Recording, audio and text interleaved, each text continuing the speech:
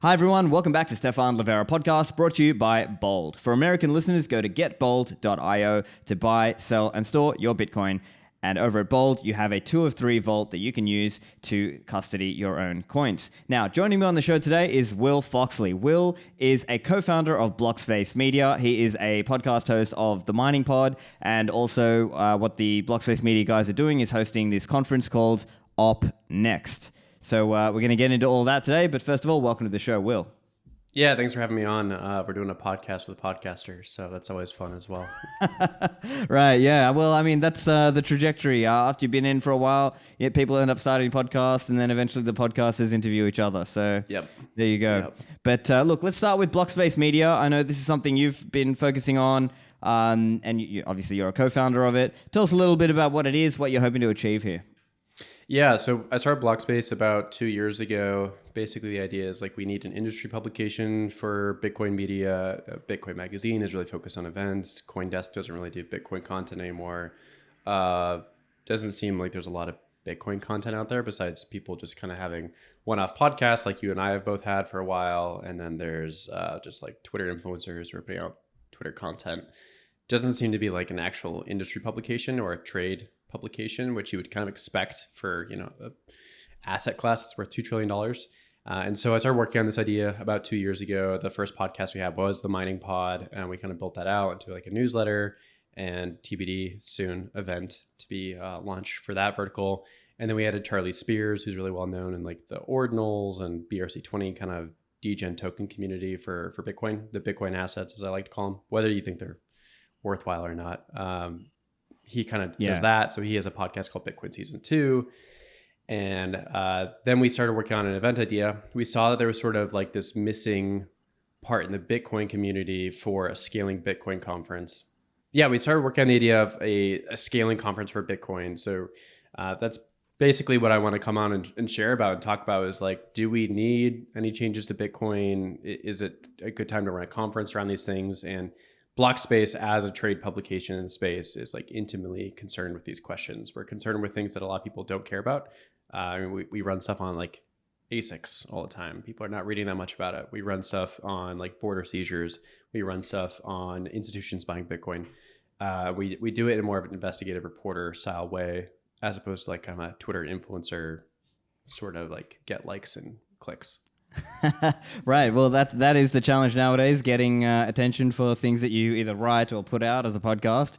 But nevertheless, okay, we get into a bunch of these things. So obviously, the ordinal stuff, controversial. I think that stuff is more spam personally, but fine to have a conversation about it and let people hear different views. And of course, look, let's talk about this Op Next thing. I think that's, interesting as well. So this scaling conference. Now, I know, as I'm sure you're aware, there have been, scaling Bitcoin and conferences like this in almost, 2015, 2016 era, right? And this is kind of, and at that time, there was the whole block size wars and all this stuff. And I think now there has been a lot of discussion about things like covenants and CTV and OpCat and other ideas and LNHands and other ideas like this. But of course, there will be the other side of that where people will say, hey, actually, there's a lot of headroom right now because maybe the mempool is, it's relatively low right now, right? If I just quickly pull it up right now, mempool.space has us next block at 3 sats per VByte. So let me put the question to you that way. Is scaling an urgent thing that everyone has to talk about right now, or are you seeing this as a future conversation? Yeah, I'll kind of paint a picture because you brought up the stuff from 2015, 2016. So that's actually where we came up with the idea for OpNext. We just sort of took this idea of scaling Bitcoin back in the day. That conference ran from 2015 to 2019. It was really influential. So a lot of the SegWit conversations came out of there. Miniscript came out of these conferences. A lot of the Taproot conversations, Frost, these ideas came from somewhere, and a lot of people talk about them on Twitter now, and we talk about them on podcasts like your own podcast. And I think a lot of people just think they just kind of organically appear and bubble up, but in the background there is a deep academic community that is interested in these topics, and they had a place to meet. over those years, those very formative years for Bitcoin from 2015 to 2019, where, we did go through the block size wars, and we did go through like these different scaling issues, and we did make decisions on like what Bitcoin is going to look like. And then it just stopped. Like around 2019, the organizers for Scaling Bitcoin, which was a global event, ran for 5 years. The last one was in Tel Aviv. They just decided not to run it anymore. And from my understanding of it, it was just a lot of work to get a conference like this up. Became controversial after a while. People became embittered towards it and were frustrated around things. And they just kind of pulled the plug. So there's a few well-known Bitcoin community members who are part of that. Jeremy Rubin's probably the most well-known for doing that. And he's obviously the author for CTV, which is an active BIP. I'm sure you've had him on the show before. And then he's also was one of like the bigger pushers for Taproot as well. He kind of helped organize getting that going. Even though he didn't come up with the BIP, he was a champion of sorts. And so we contacted him about a year ago this time, and we're like, hey, we're interested in scaling Bitcoin back up. We think this is a good time in the community. The cat conversation was really hot at the time about a year ago. And we said, there's all these conversations on Twitter, and people are launching NFT collections around this as a way of signaling for cat to occur. But why don't we just go back to what works, which was a scaling conference that, we didn't make decisions in these scaling conferences. But they were helpful in moving towards consensus. They were a mechanism for people around the globe, different stakeholders in Bitcoin, to get to know each other on a first name basis, and not just throw hot lobs on Twitter or IRC, and actually talk to one another. And so through conversations with Jeremy and some other stakeholders who are part of Scaling Bitcoin back in the day, we kind of started formulating how we could do this. And we ran the first OpNext at the Fidelity HQ Center in Boston in November. It was around 100 people, super intimate. We had Jeremy was there for CTV. We had both the cat authors present. We had a bunch of other speakers and panelists talking about things like Op Vault, talking about different L1 solutions. Taj Drija, the co-founder of the Lightning Network, was there, or co-author of the Lightning paper, I should say, was present. And that ended up being a success in the sense that we got people into the same room to talk about scaling Bitcoin for the first time in about 5 years. Yes, there's other ways people have been meeting up to talk about scaling Bitcoin. Obviously, like there's the Lightning team does like a roundtable once a year, and there's other events. But this was truly the first like scaling conference to come back, and we see it as important as Bitcoiners who are non-technical to do our part and sort of help bring these various developers into the same room. So we're running it back again, actually really quickly, just 6 months later at the MicroStrategy HQ. And that actually, I can go into that for a second, is like kind of funny because most people don't associate Michael Saylor or MicroStrategy with being interested in developer work. There's that really famous clip of Michael Saylor on What Bitcoin Did with Peter McCormick saying he was not interested in anything changing with Bitcoin. He's essentially in the Ossify camp. Now, of course, like most people listening to the show and you and I would know, like we can't completely ossify Bitcoin because there's a few actual like long-term things that do need to be tweaked. They're not huge things, but like you do have to do them at some point. The quantum conversations, one obvious one we could chat about. And so like even on those topics, it's worthwhile for a company like MicroStrategy, which has a huge amount of Bitcoin on its balance sheet, to be invested in scaling conversations for Bitcoin. And then if you take like a more pragmatic approach and you want Bitcoin to be more than just digital gold, you want it to be some sort of medium of exchange and be used for people for buying and selling goods and services. Bitcoin does have some limitations there. And I think a lot of people, including some longtime Bitcoiners from back in the day, are like, let's talk about how we can scale Bitcoin using the current set of rules, or let's talk about what a possible BIP for inclusion like CTV or covenants could look like in the next 5 to 10 years. To summarize and get to your question at the end, I don't think we necessarily need anything to happen right now. Like I'm not actually like a huge proponent for change at the moment. The mempool is obviously very dry, not a lot happening on chain. I don't think it's a big deal. I think miners are doing pretty well right now. They'd always like more fees, but the Coinbase reward is still there. And every year it seems like we come up with better ways to scale Bitcoin. I think from my purview, we just need a place for people to talk about these changes and continue to have better organization around what scaling Bitcoin could look like. Sure. Okay. So yeah, a few points to get into, but I guess if we could first start with like from the event perspective, can you just differentiate this a little? or maybe it's similar from, let's say, a TabConf or a BTC++? Like, do you see Yeah. this as a similar kind of event to them, but maybe differentiated from the, let's say, broad, mass market or large, let's say, broader conferences that are just about Bitcoin generally? Definitely. And it's all about that scaling conversation, right? So Bitcoin Plus Plus, I love it. Great conference series. Every single one is very focused on a specific topic. And so sometimes the scaling conversation does come up. But for instance, the one that's going to be in Austin in 2 months or so from now is on the mempool, and we're going to talk about cluster mempool and probably MEV or Mevel, as like Matt Corral likes to put it. Those are the conversations that are going to be pretty much focused on.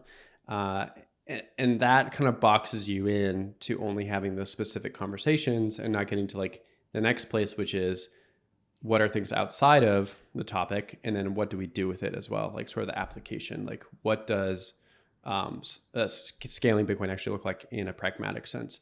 For TapConf, my understanding, never been to TapConf, I've always kind of like followed it over the years, but I've never made the journey down to Atlanta to join.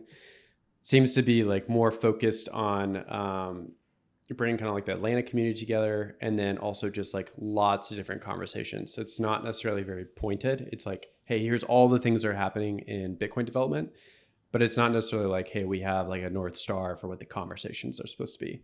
And for us with OpNext, we want to have that North Star. We want to have that conversation around scaling because we do want Bitcoin to be global money. Like we do want to onboard billions of people to Bitcoin. I don't think that's a controversial point. Like people should want to buy and sell and use Bitcoin.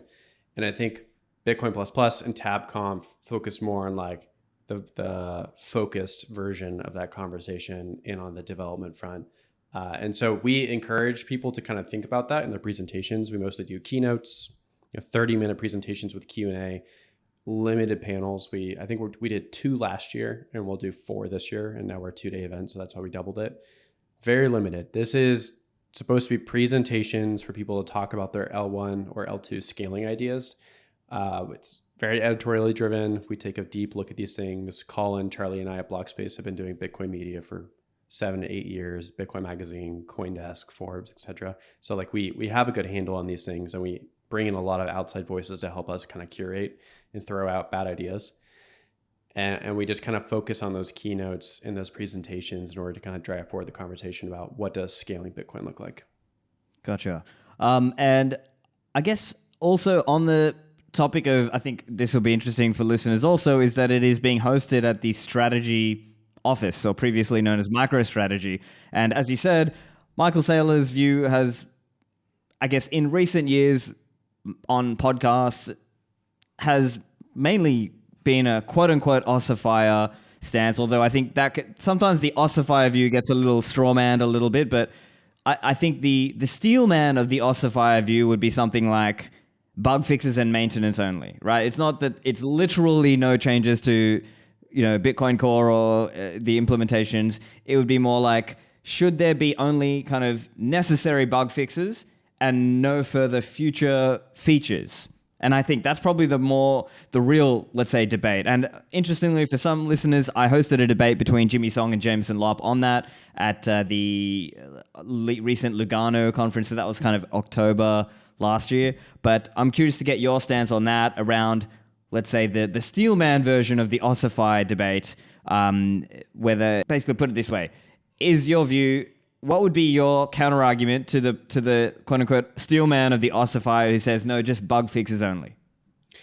Honestly, like it might surprise people that I'm organizing this conference with BlockSpace, but I'm actually more on that ossifier side. And I think like you did a good job kind of describing it. So the ossifier argument is, yes, there's some bug changes that need to happen. Like if we need to update to quantum, proofing addresses, and figure out what a soft fork for Satoshi's coins look like in the future, that should obviously happen, because these are like existential problems for Bitcoin that could obviously like deteriorate the network and really hurt price, kind of lead it to like fall apart.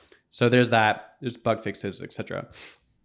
I think like that's a fair way of describing it. It kind of does get straw man online. It becomes like, we don't need to do anything or change anything with Bitcoin. And I think there are some people who do think that, but it's a very, very small community. And most people don't feel that way. For OpNext, we want to bring the conversation back because I think we want to enable anyone with any idea for Bitcoin to come forward, as long as it doesn't move too close into the shitcoinery side of things, where we're just talking about, you know, Ways to adding new enable tokens to new chains token or, on token chain on chain Yeah. tokens and things like this. And so we don't have booths at the event. You won't see one. There's no tokens shilling, so we don't have projects that come and talk about their tokens.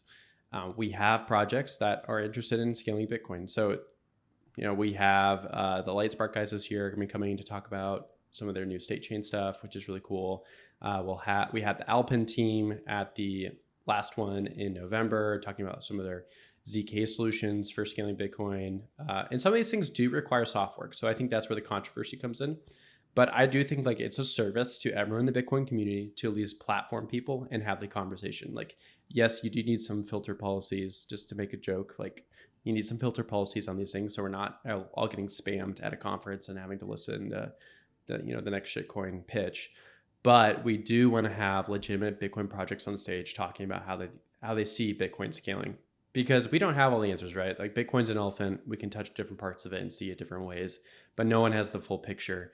And by enabling good conversation across the aisle, you're going to see things happen. So one example I like to give to people is that we had the co-author of the Cat BIP sitting next to the co-author of the Lightning paper at our dinner in November. It's a pretty powerful moment just to have these different groups sit next to each other at the same table and be able to converse about what do they see Bitcoin looking like in the future, and just to have other people in the room being accessible to those conversations. You don't have it happen too much because it's all on Twitter, it's all on IRC. It's sometimes at these BitDev events that kind of cross, but it's important for Bitcoin to keep having the conversation cross-pollinate. I see. Yeah. And also, I'm curious to get your view on what the conversation was like to get, I guess, Michael Saylor or Strategy, the company, to agree to all this. Did they sort of come around, or did you pitch them? Can you talk us through a little bit of that?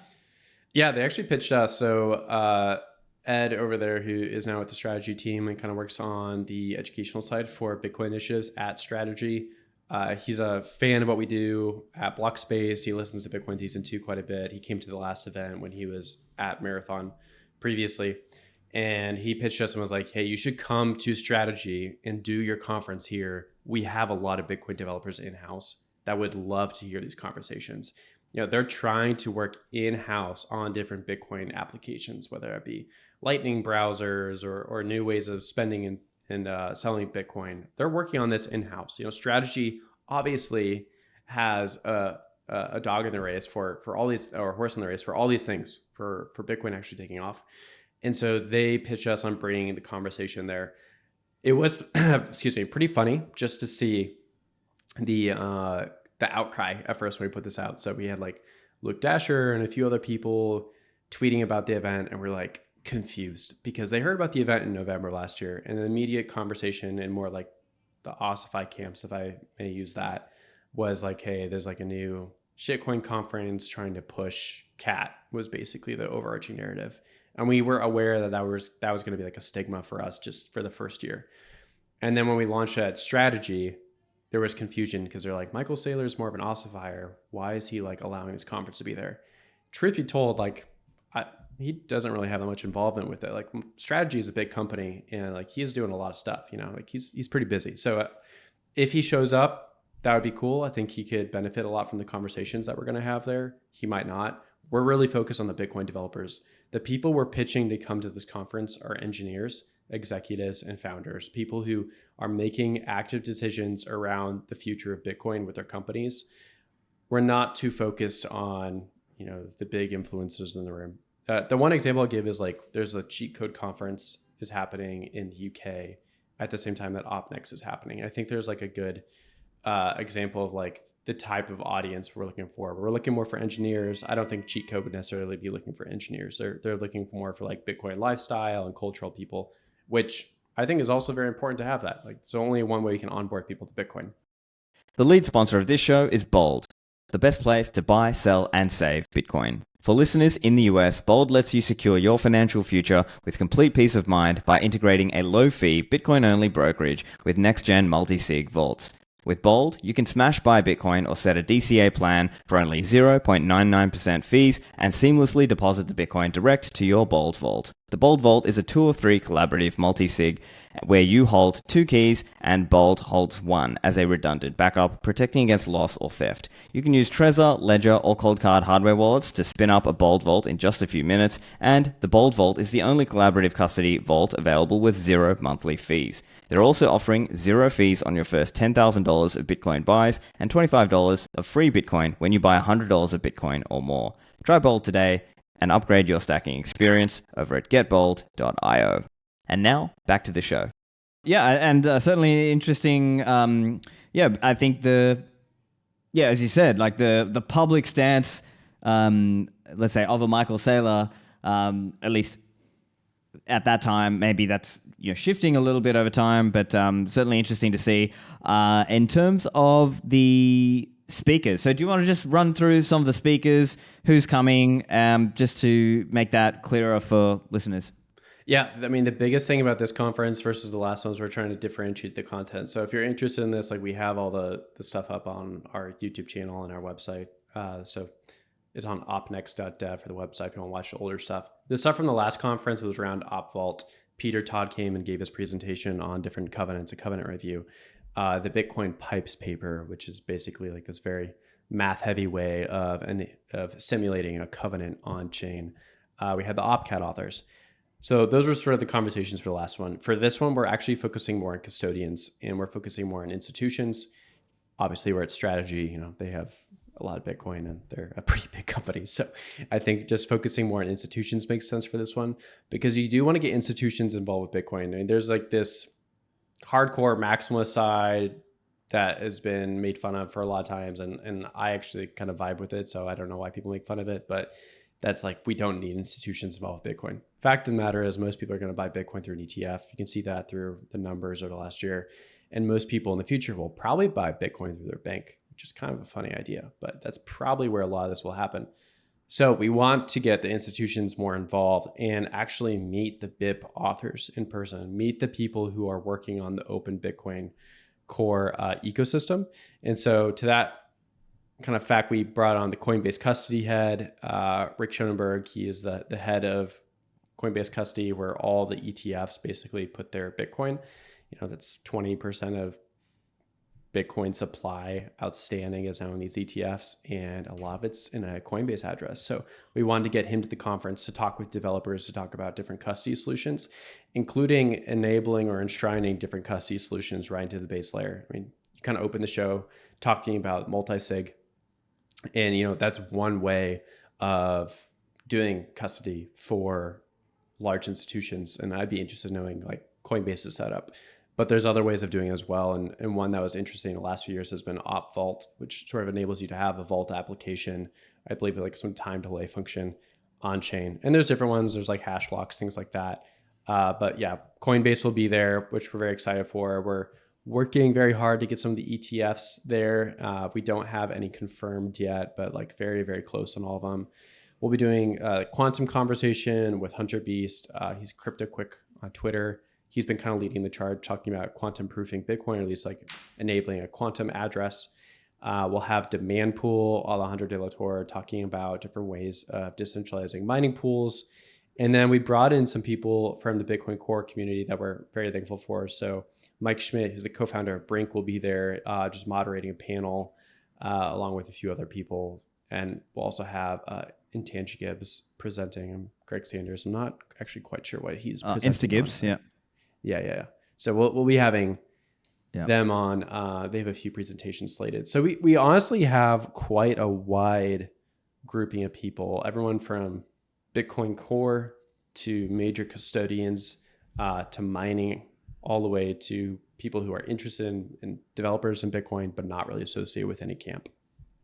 Yeah, interesting. And I think it's a fair point about institutions being a part of Bitcoin. I think part of it comes to, I guess, in one sense, what is your view of Bitcoin, right? Because some people have this view that it's almost anti-all banking, whereas I don't necessarily hold that view. My view is it's more kind of directly challenging let's say, central banking or government control of money. I'm not necessarily opposed to Bitcoin banks existing. Of course, I want it to be a full reserve system. And of course, it's important that you have the option to self-custody and that, that enough people do that the system stays decentralized. But personally, I believe it will be. But I think maybe that kind of flows into maybe that next question from my perspective, which is, what is, the view of Bitcoin, right? Because some people do frame it like, oh, see, it's just digital gold. And then there's other people who are saying, no, it's not just digital gold. You should be able to, trade it and earn and spend it directly.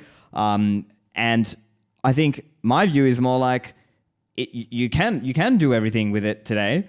But what in practice is going to happen is people will sort of push off to other things, right? So, and what we saw, in 2023 with, ordinals, or as I prefer to call it, retardinals or spam, what we saw is a lot of people pushed off into using, Lightning. Now, yes, some of those people were custodial. Some of those people pushed off to using side chains like Liquid and things like that. And a lot of other people just went custodial, right? They just use exchanges. And now the ETF from 2024 onwards. Now, of course, we can sort of lament, oh no, not all 8 billion people can go on chain. But you know what? I just don't know that was ever a realistic thing. And I think while I would like to see, I would like to see more people be able to self-custody, I think, we've got a lot of headroom. And I think that's kind of how I'm summarizing it. But I'm curious, how do you see that then? Like, what's your view of Bitcoin? Are you seeing it currently like it's only digital gold and that's why you want this, more scaling soft fork ideas, or how do you see it? Yeah. I mean, for me, I'm just about opening the conversation. So, I've done a lot of mining stuff for the last 4 or 5 years, and it's been amazing to me to watch Bitcoin miners just dump billions of dollars into data centers on the belief that Bitcoin will be valuable and useful over the next 10, 15, 20 years. They are the most long Bitcoin, is what I like to say.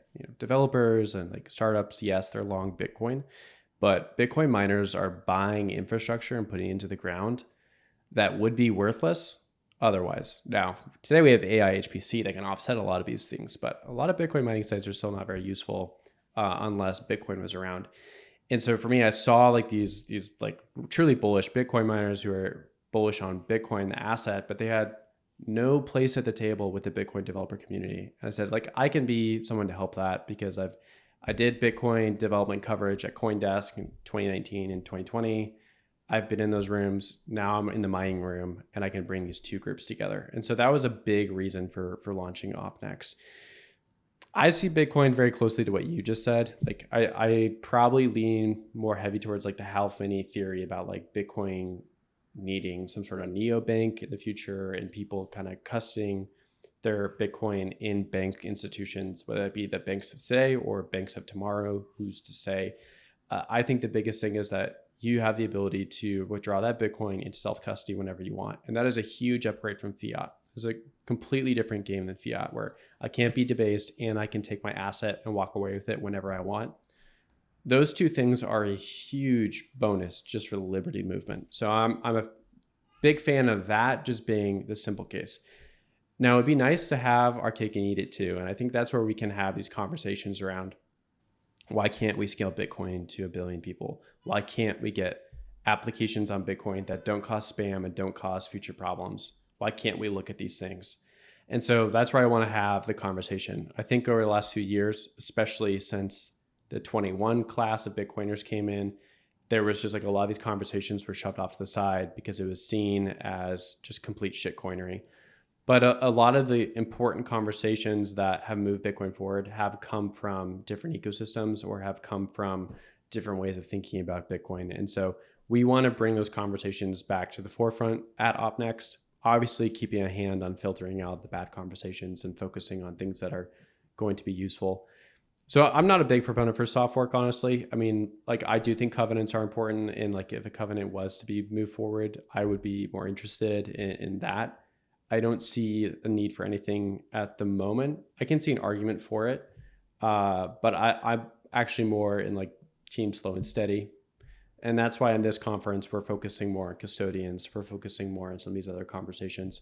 The last one I'll mention that I'm really interested about is the Great Consensus Cleanup, what Matt Corello and a few other people, now Anton Ponset over at Chain Code Labs, I believe he's at now, is working on. Like, how do we just clean up Bitcoin? There's a lot of low hanging fruit. We can do that. Great script restoration is also very interesting to me. Seems like that is sort of a project that's going to take a little longer. We had Rusty from Blockstream give a presentation on that at our last one. It was a great topic. So yeah, summarize, I'm kind of with you. Like, I think it's very unclear what Bitcoin's going to look like in 10, 15 years. Probably is going to be more like neobanks, people custodying at some sort of bank. But as long as you can have that ability to withdraw into self-custody, I'm a pretty happy Bitcoiner. Right. Yeah. So yeah, a few things I want to dig into. So firstly, I think the conversation around miners is an interesting one, because I would say, and I mean, maybe you're closer to the mining world than I am, but I would say the perception, at least, going, a few years back, is that they weren't as kind of focused on the technical kind of latest soft fork, this, that, and the other. They were just kind of more focused on, well, staying alive, being profitable, finding cheap energy, getting their mining rigs, mining machines, and this kind of thing. And then I think you sort of had this, I guess I would characterize it a bit like, and I'm curious to get your reaction on this, but I would characterize it a bit like some of the, at least earlier days miners were kind of more mercenary and a little more, let's say, quote unquote, were a bit more shitcoiner compared to, let's say, the ideological Bitcoin maxi on X or Twitter, who was kind of more Bitcoin only and saw, any sort of support for shitcoins as sort of, that's a bad thing. That was kind of the mindset shift. I would say that was kind of the difference in some of the mindsets. Now, of course, in more recent years, we've had the rise of public Bitcoin miners, right? And so this is kind of also another kind of sea change we've had in the scenery, let's say, that now you've got these large publicly listed mining entities. Now, there is a conversation there around, okay, are they going to do like OFAC sanction compliance and KYC and AML and this kind of thing? And does that represent a centralization risk? These are some of the concerns that we're seeing now. But I think historically, the miners maybe were not seen as so involved in like the Bitcoin soft fork proposals and things like this, because maybe they were just kind of heads down in their own world. And actually, funnily enough, I was, from looking at your website, you have Alejandro De La Torre of Demand Pool, but in a past life when he was working with F2 Pool and, he was one of the ones helping coordinate the Taproot upgrade, right? Because at that time, it was like the core Bitcoin core developer community was not so connected with the miners. And so it was like, how do you safely coordinate this soft fork upgrade? And he was one of the key, let's say, people who helped move that over the line. I'm curious, any reaction from your perspective? Yeah, I think one thing that changed was that China mining ban in 21, and that completely flipped the Bitcoin mining ecosystem on its head, where previously about 5% of hash rate had been in the United States. North America, maybe more broadly, like 15%, because Canada had a pretty large footprint at the time. It's gone down as like where socialistic policies up there have been pushing Bitcoin miners out. Very small group of Bitcoin miners in the United States, and they all knew each other really, really well, but there wasn't much capital there. There wasn't a lot of interest. Riot and Marathon were basically the only public companies at the time. They got interest when Bitcoin was hot, but there wasn't much there, right? Fast forward after 3 years of that ban, we now have 30 to 40% of hash rate in the United States. We have 25 publicly listed companies. We have companies with treasuries with over 10,000 Bitcoin on their balance sheet, and billions of dollars in other assets in their treasuries. And they're talking with large governments about rolling out more mining initiatives, whether that be in the Middle East or now here with the Trump administration in the US.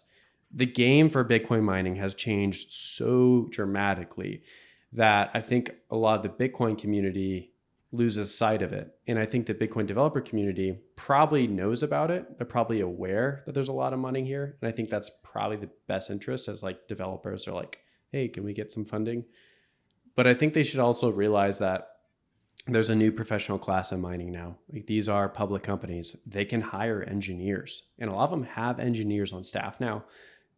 mostly just for managing systems, but they can talk a little bit about Bitcoin and understand what's going on there, and they might even be interested in it. And some of these companies like Marathon have hired actual Bitcoin engineers to build out things like Marathon Pool or build out different systems like Enduro. And I know that the other Bitcoin companies, Bitcoin miners, are also interested in these things. It's not as big as a reason to be involved as, say, like increasing efficiency across their fleet, but it is interesting to them. And I think if the Bitcoin core / Bitcoin developer community was more aware of this, they would actually be more interested in working with the Bitcoin miners because there is funding there. And Bitcoin miners, again, are long Bitcoin.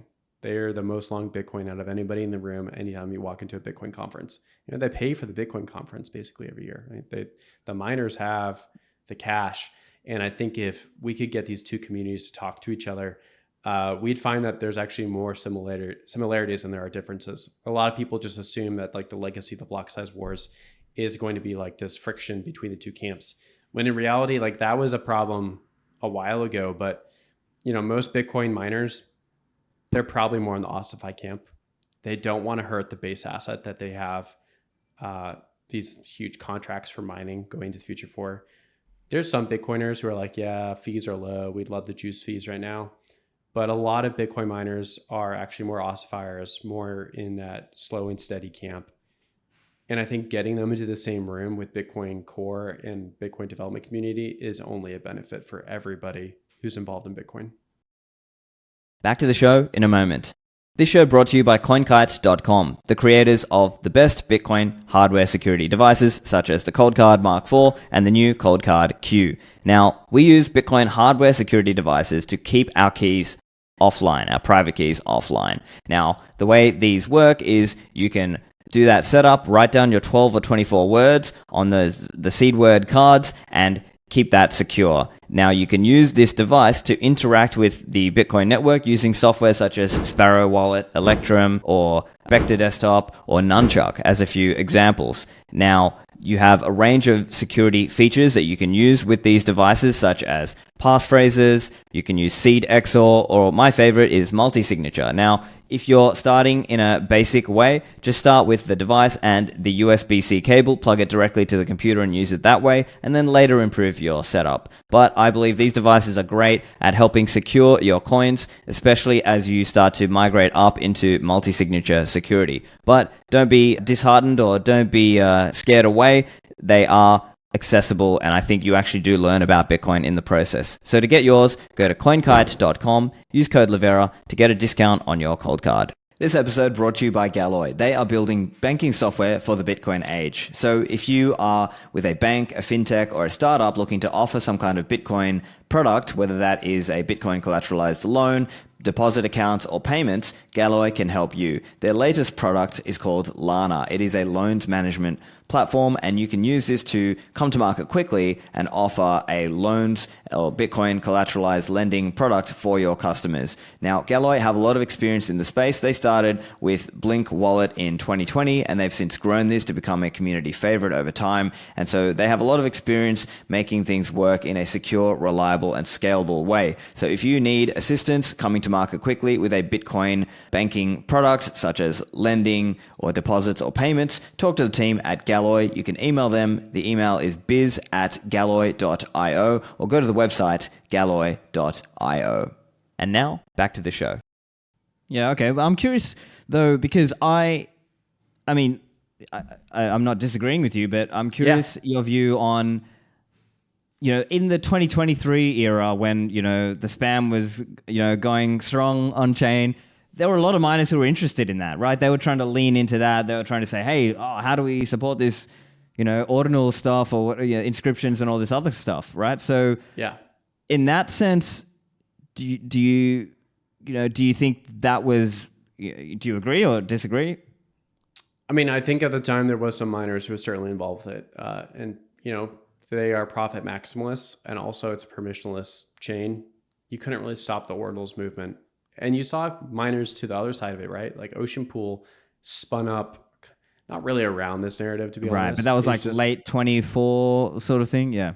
Yeah, I mean, like Ocean Pool at its core was just about decentralizing Bitcoin hash rate more and adding another pool into the mix.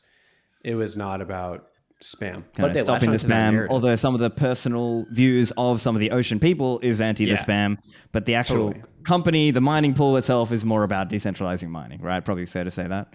100%. Yeah, I think that narrative got mixed up within, their go-to-market strategy seemed to be like anti-spam to get people onto it, and it worked to a degree. So I think just to kind of answer your question, like we see both sides. Like we see miners who are like, yeah, more fees, let's go, that's great. And you saw others who are like, no, this is bad for Bitcoin, we need to push back. Kind of both sides. It's a very delicate line to walk when you're a Bitcoin miner, because you have to be careful with that, especially if you're a pool. I mean, Foundry was very, very careful about the information they were putting out at this time, and they're trying to be very politically neutral around it. But they're also long Bitcoin, and they're interested in the future of Bitcoin. The scaling conversation around fees is certainly more pressing than it was 3 years ago. I mean, the mempool clearing just a few weeks ago is not a great sign for Bitcoin long term. I think maybe right now it's okay, but like miners can be a little freaked out. And for the most part, most miners, like the ordinal thing was fine. Like maybe they bought one or two, like personally, but like you didn't see Riot or Marathon. Well, you saw Marathon a little bit, but you didn't see Riot, Hut 8, CleanSpark, these companies really push into it as like a narrative. They keep focusing on efficiency and energy and getting ASICs for cheap. The only companies I've kind of like diverted onto side paths, they really have not put that much funding into it, to be honest. Like compared to their SG&A costs, for example, it's minimal. I see, yeah. And so, yeah, I mean, like you said, it's fair to say that there was a gamut of views that, let's say on one side you had, the Luxes of the world who did that, they did that 4 mega, right? So that was kind of on full, retardinal side. And then on the other side, you had the others who were kind of, trying to stay neutral on it, but they weren't really, they were just kind of like, well, we're getting fees out of this, but we're not really going to say much say about it. So, okay, fair enough. And then I think there's also that question of, I mean, and maybe this is also part of the conversation. This should also be part of the debate. I mean, there would be others who say, look, there's not an issue, right? Because over time, there'll just be so many more people who use Bitcoin, or even if there were an issue, the whole point is if your transaction is being censored, you need to pay more. Simple as that, and so be it. And whereas others would say, no, that's an issue because maybe there's going to be, fee sniping or some other kind of systemic issue that the miners will not be able to survive. Whereas maybe the counter argument would be more like, look, not all the current existing miners will survive, only some will, and it's just going to be survival of the fittest, and so be it. Yeah, I mean, it's kind of hard to know what the mining ecosystem is going to look like in 3 years, let alone 1 year. I mean, sometimes it's like people just drop off the map very, very quickly. One example I give is Megapool, which launched in like 23, and they went to market with like a ton of marketing money and like pushed really hard, tried to get hash rate onto their pool. And they were belly up within like 6 months. No one moved over to them. The marketing money ran out. I mean, they sponsored a lot of stuff at the Bitcoin conference that year, and then they kind of disappeared. And then, they're probably doing other stuff in mining at this point, but the mining game is difficult. You have to be laser focused on efficiency. You have to be laser focused on finding cheap energy. You have to be focused on procuring cheap ASICs. And a lot of people go after miners because they see it as a money pot. And so local regulators go after them. You see a lot of companies in the space trying to get marketing dollars from them, me included, right? So it's a tough game. And for them to look at the Bitcoin ecosystem and see a way to generate more revenue through ordinals, other things, is certainly logical. I see that there. However, I would just keep pointing at 99% of a Bitcoiner's money or Bitcoin miner's money is coming from Coinbase rewards for Bitcoin. And if you mess that up, then the entire thing falls apart. Take Riot, for example. They've had a 10-year lease on their power station at Rockdale. If Bitcoin fell apart at some point in that, they'd have a lot of unhappy shareholders who are holding the bag on a company that still has a very large land lease for a substation in the middle of Texas.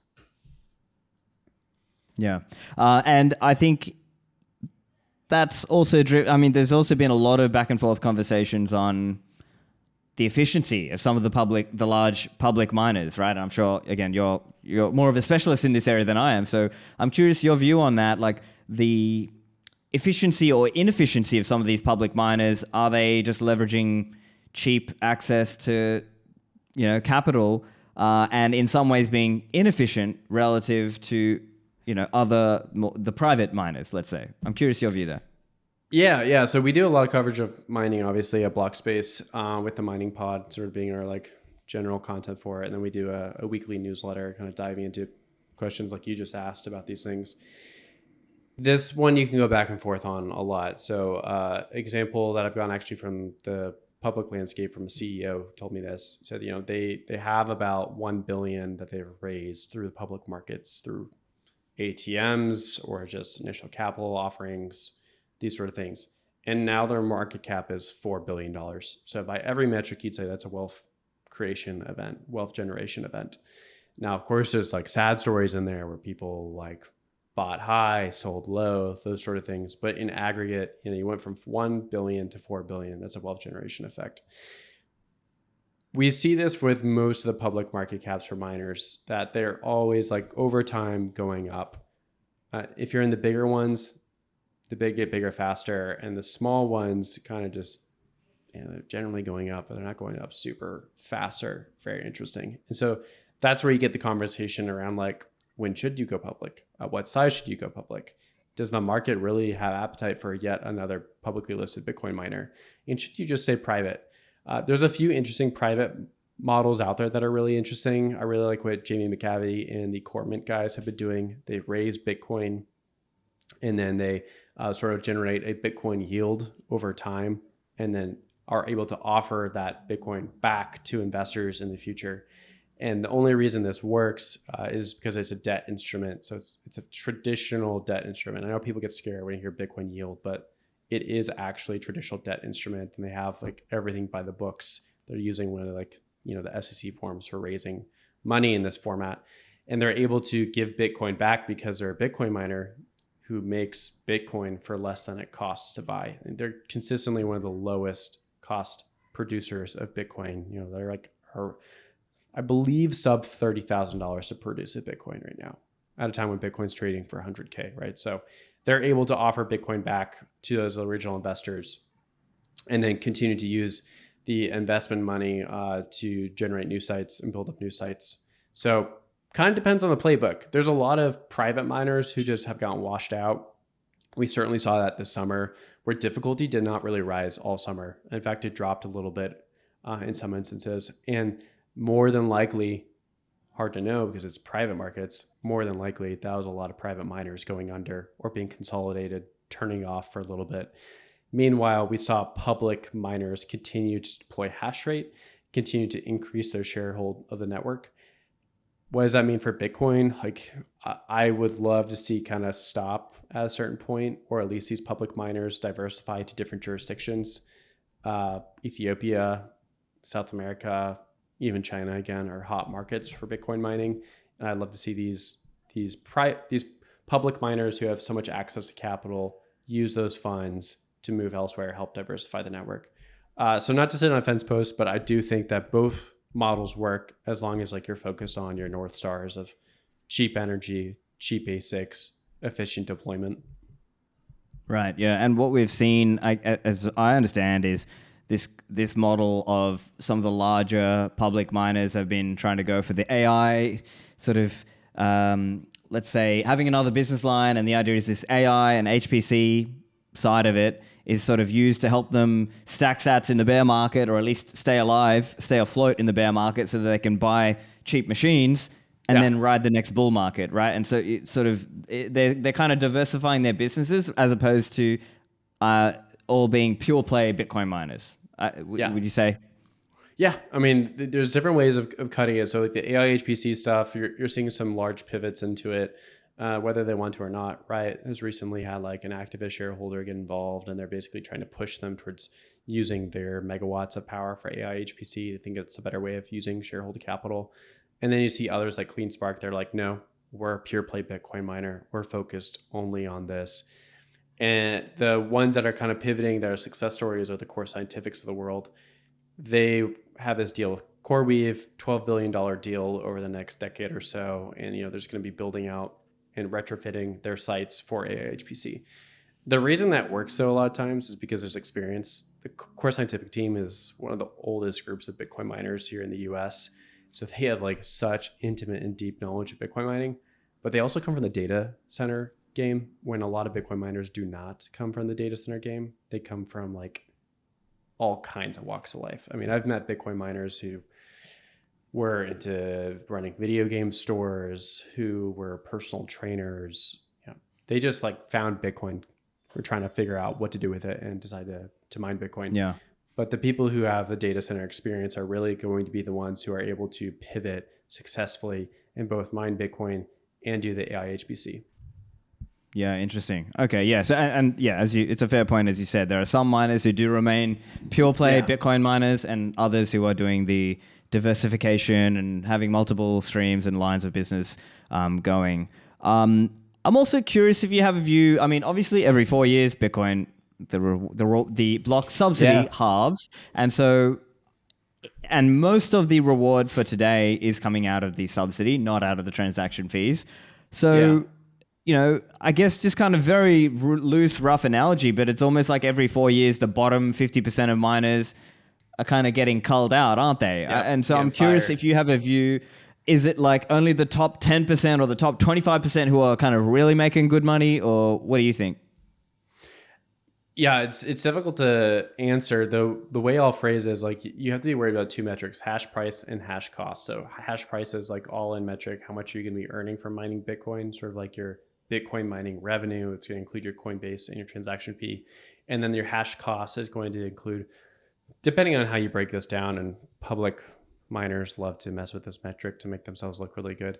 But hash cost is like, what does it take you actually to mine in Bitcoin? So we're talking energy, we're talking infrastructure, we're talking ASICs and the depreciation schedule for those ASICs. We're talking about SG&A. Does the company have a lot of staff members? Does it throw a lot of parties for themselves? Do they do, you know, whatever? Those sort of things you have to take into consideration. And then it's just a simple, you know, revenue minus expenses equals profit. For most Bitcoin miners, getting to a place where your hash cost is, well, we'll use a different metric for this. Getting to a place where you're able to mine a Bitcoin for a significant discount on the price of trading Bitcoin is quite difficult, because these things add up over time. You make a wrong purchase on the energy, you make a wrong purchase on the ASICs, your depreciation schedule's off. And before you know it, you're not mining Bitcoin for that much lower than the predominant market price. And if the price swings against you, like it has in the past, then all of a sudden you are mining Bitcoin for more than it costs to purchase, which is, you know, the worst case scenario as a Bitcoin miner. I'd say, like, in general, yes, you can look at the halving event as a culling thing where 50% of Bitcoin miners are fired. And what you're really seeing is just like good capital stewardship. Capital is like forced into the good stewards by the Bitcoin network itself. And it's a pretty harsh event, honestly. Like, if you look at a lot of other systems and way you design it, there probably could have been a better way to have this depreciation or this schedule, this halving event, be a little softer, so we didn't have people like losing their jobs every 4 years by the Bitcoin network. But that's how it is, and Bitcoin miners know the game they're playing, so they play it. In this summer, we certainly saw a lot of private miners get washed out, and you just have to assume that those were the miners that had too high hash costs versus predominant hash price. Hash price has been low. Like, we're kind of coming out of a hash price bear market. In the fall, we got as low as like $38 per petahash, which is really, really low. People don't really need to know that metric, but that's bad. And now we're back to like 55 or so, which is like, it's like doable. I see. Yeah. And of course, a lot of this is driven obviously by the price of Bitcoin, right? As you know, Bitcoin and things like the mining difficulty and all these factors sort of play into that. So yeah, it's interesting to see that. The other big one, and you touched on this a little bit earlier in the conversation, but around custodians, right? So you mentioned, getting the head of Coinbase custody to come. Now, I think part of the difficulty around motivating people to care about these soft forks is to sort of prove out, quote unquote, that there's commercial demand for these things. And I think people like James O.B., who I know is also a speaker at the conference, that they're trying to show, look, maybe some of these high-grade custodians and big Bitcoin companies and Bitcoin neobanks or whatever we're calling them, they would like upvolt. Or Yeah. would, the so-called retail pleb, would they benefit from having upvolt because maybe it enables like new ways of custody on the phone, but with this kind of upvolt feature that helps them, things like that. So I'm curious if you can touch on your thoughts around the commercial viability of some of these ideas, especially at the custodian level. Yeah, the custodian level is actually really interesting, and a lot of people are like, "Oh, I don't want to talk about like vaults for my Bitcoin. It's kind of boring," but it's super important. If you want to protect your wealth, give an example. Plan B, that Bitcoiner, infamous for his Bitcoin price predictions, recently tweeted that he moved all his Bitcoin into ETFs, and I believe his reasoning for it was he just didn't want to have the self custody on his mind. A lot of Bitcoiners were like, "Hey, like it's not that hard to self custody Bitcoin." I fall into that camp. I don't think it's that difficult, and there's tons of 2-3 solutions out there. But a lot of people still want that. I like the idea that an institution like Coinbase or an ETF would also be interested in figuring out better vaulting solutions for Bitcoiners for their property, in case that something not only happens to them, but also gives a different way of access for Bitcoiners who are purchasing a Bitcoin ETF.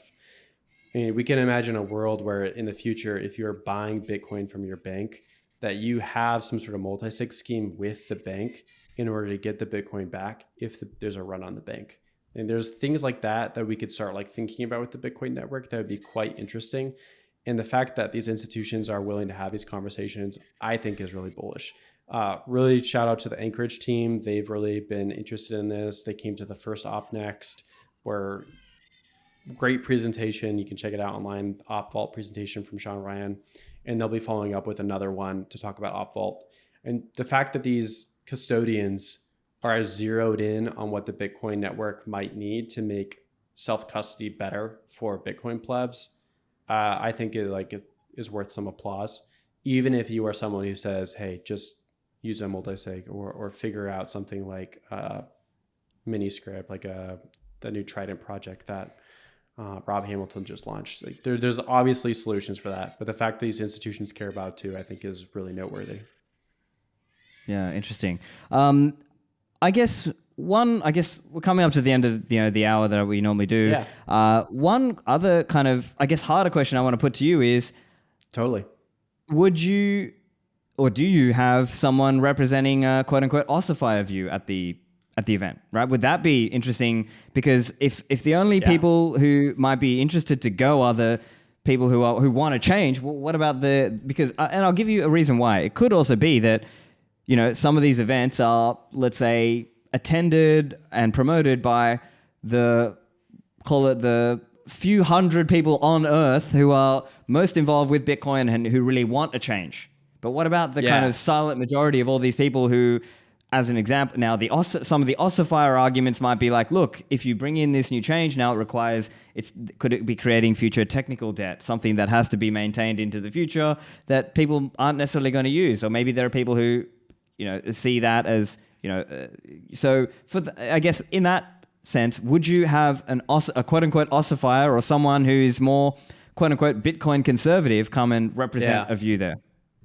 No, I'll raise it to you. We've tried, honestly. We've reached out to a few people we've mentioned on the show and people in the Ossifier camp to attend not only the last one but this one. Offered them speaking slots, offered them panel slots, and I think just to the larger conversation we've had on this podcast, it's hard to get some of these people to go into the same room for whatever reason, and it's unfortunate.